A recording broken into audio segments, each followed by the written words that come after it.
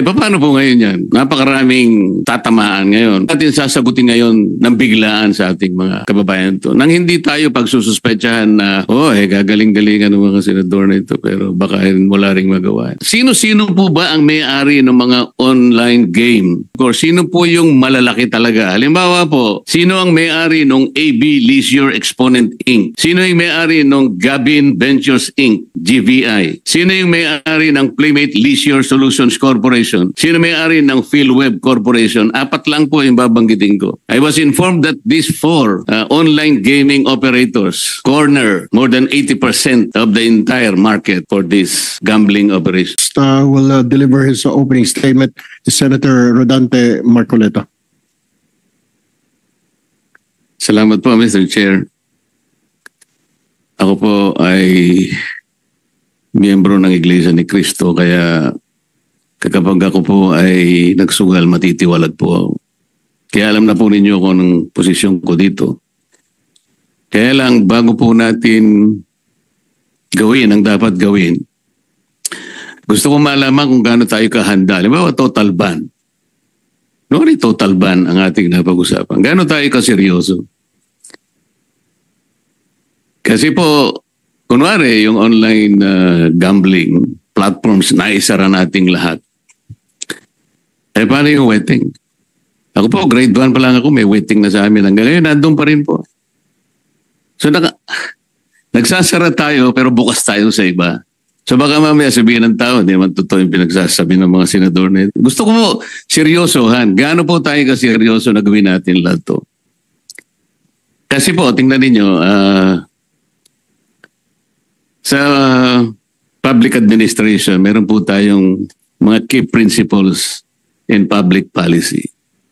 Ang nakaakma pong key principle in public policy sa ganitong klaseng suliranin, yung pong tinatawag nilang Pareto efficiency.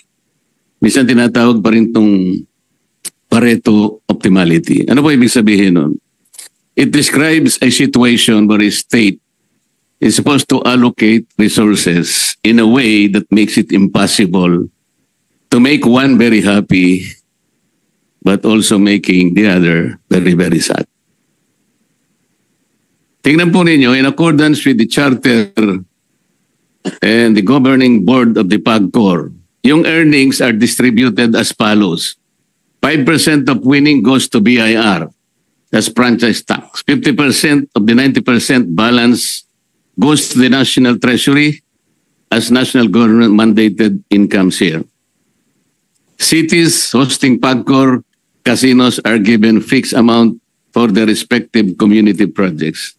Ito po yung pang corporate income tax. 5% of the balance after the franchise tax and national government mandated income share goes to the Philippine Sports Commission for the country's sports development programs. 1% of net income goes to the Board of Claims. Dangerous Drugs Board, 5 million a month. It provides funds for the implementation of comprehensive dangerous drugs, for the establishment, maintenance, operation of drug rehabilitation centers, and the Sports Incentives and Benefits Act. PAGCOR is also in coordination with the Department of Energy, ay ini-implement po nila yung RA 9153 or the Renewable Energy Act of 2008. Patas mo yata ito, Senator Zubiri. A funding which will be sourced from 15% of PAGCOR's annual net income. Remaining balance of PAGCOR's income is remitted to the social fund to sustain the priority projects of the Office of the President. 50% of the national government share from PAGCOR's gaming income shall be transferred to PhilHealth to fund the Universal Healthcare Center. Paano po ngayon yan? Napakaraming tatamaan ngayon. Paano natin sasagutin ngayon ng biglaan sa ating mga kababayan to? Nang hindi tayo pagsususpetsahan na gagaling-galingan ng mga senador na ito, pero baka wala ring magawa. Gusto nating iban talaga. Ako po, number 1, gusto ko ring iban niya. But let's face it, Bakit po naging salot ito, sabi ng ating chairman? Gaano kalaki yung salot? Bakit lumaki yung salot? Anong ginagawa ng PAGCOR? Ang PAGCOR po, sa aking pagkakaalam, kayo po ang may mandato nito. Presidential Decree 1869 as amended by PD 1993, Executive Order 260, at saka RA 9487. Whereas, sabi po niya rito, let me read this, Mr. Chair. PAGCOR's operation has enabled the government to identify the potential sources of additional revenue provided games of chance are strictly managed and made subject to close scrutiny, regulation, supervision, and control of the government. Bakit nagkaroon ng breakdown ng control, ng supervision, ng scrutiny? Bakit sa ngayon sa mga nagsipagsalita ng mga kasama ko ay lumala ng lumala and we're facing a social ogre siguro. Ano po ang ginagawa ng DICT, for example? Kayo po magbabantay din dito. So ito po lahat pag-usapan muna natin. Sino-sino po ba ang may-ari ng mga online game platforms? Siguro po kailangan isubmit sa atin ang PAGCOR. Sino po yung malalaki talaga? Halimbawa po, sino ang may-ari ng AB Leisure Exponent Inc.? Sino yung may-ari ng Gabin Ventures Inc., GVI? Sino yung may-ari ng Playmate Leisure Solutions Corporation? Sino may-ari ng PhilWeb Corporation? 4 lang po yung babanggitin ko. I was informed that these 4 online gaming operators corner more than 80% of the entire market for this gambling operation. Sino po itong mga lalaki? Kilala ko po lahat ito, kaya lang gusto ko marinig sa PAGCOR. Isasubmit nyo po ba sa komite kung sino-sino ang may-ari ng mga gaming platforms na ito? Mr. PAGCOR, can you make a commitment na isubmit po ninyo? Your Honor, we will submit the list and the beneficial owners of all the companies that not only you have mentioned but lahat na po yung kulang 70 lang po kasi may lisensya. Meron pong purely online lang, merong physical casino at meron ding online casino. Opo, Your Honor. Amin pong isusumite ang 2 uri ng pagmamayari na inyong tinatanong. Una po, yung sa land-based casinos, yun po yung tinatawag ng mga integrated resorts. So kung saan yun po ay may mga iba't ibang pag-aari din. Ngayon meron din po yung mga land-based casinos na yon na integrated resorts. Sila po ay meron ding online gaming na negosyo na kalakip sa kanilang lisensya.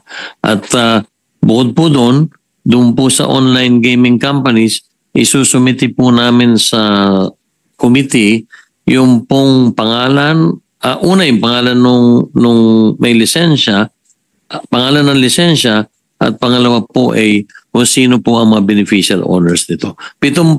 Kulang 70 po lahat, Your Honor. Isusumiti po namin lahat yon sa committee. Ang siguro po, Mr. Chair, ang kailangan natin para mas maging malinaw, sino yung official owner, sino yung beneficial owner, sino yung gaming system administrator, ano yung mga games.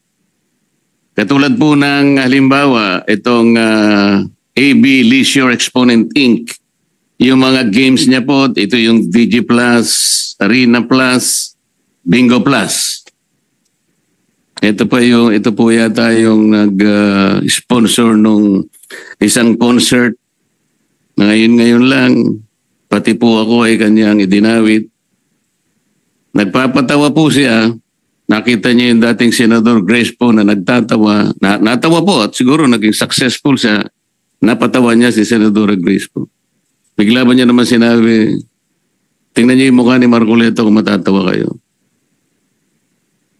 Napakawalang hiya nung tao na yun, Mr. Chair. Ayaw ko na pong patuksin siya.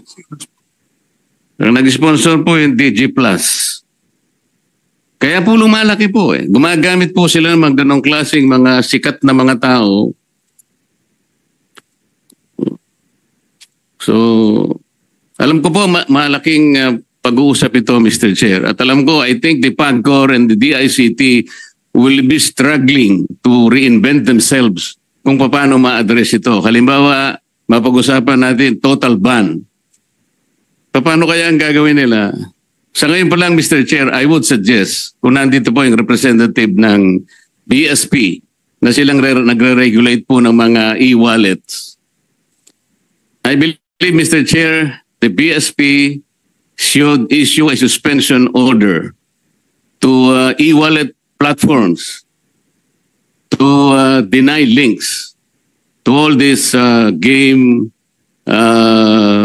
online game platforms para wala na pong wala nang pag-uusapan. Can the BSP do that? Good morning, Mr. Chair, Your Honor. Yes, as the Monetary Board of the Bangko Sentral ng Pilipinas has approved our policy that we direct the BSP supervised institutions to take down and remove all icons and links redirecting to online gambling sites. Sa temporary measure, sir, para po kahit pa paano may magawa na tayo. Let me interrupt Senator Marcoleta. Let us allow the agencies to present their opening statement first before taking any questions kasi hindi po tayo matatapos pag magiging question and answer. We'll just give you the opportunity, Senator Marcoleta, to ask to deliver your opening statement. We can come back and we will be allowing every senators here to ask questions later para lahat po ng resource persons natin ma-accommodate po natin. Thank you, Senator Marcoleta.